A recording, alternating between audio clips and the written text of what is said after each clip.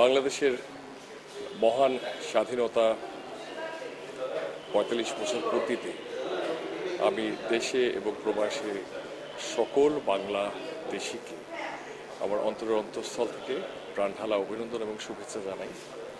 একই সাথে স্মরণ করছি জাতির জনক বঙ্গবন্ধু শেখ মুজিবুর রহমানকে, যার বলিষ্ঠ নেতৃত্বে বাঙালি জাতি এই বিশাল অর্জন করতে পেরেছিল। তার সাথে স্মরণ করছি জাতীয় চার নেতাকে, যাদের অবদান সারা মুক্তিযুদ্ধের সময় আমাদের মুক্তিযোদ্ধাদেরকে উজ্জীবিত করে রেখেছিল।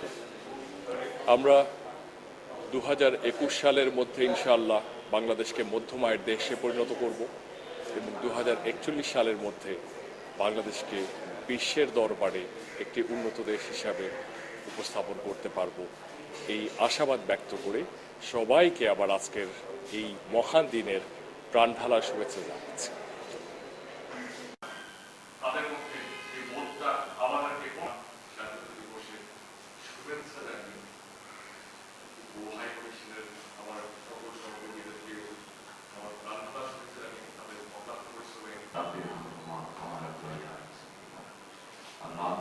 আজকের মহান দিনে আমরা গভীর শ্রদ্ধা বাংলাদেশের স্থপতি বঙ্গবন্ধু শেখ মুজিবুর রহমানকে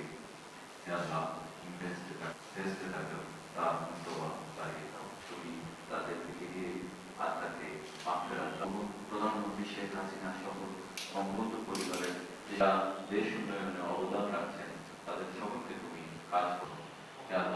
মহান স্বাধীনতা আন্দোলনে আমাদের মহান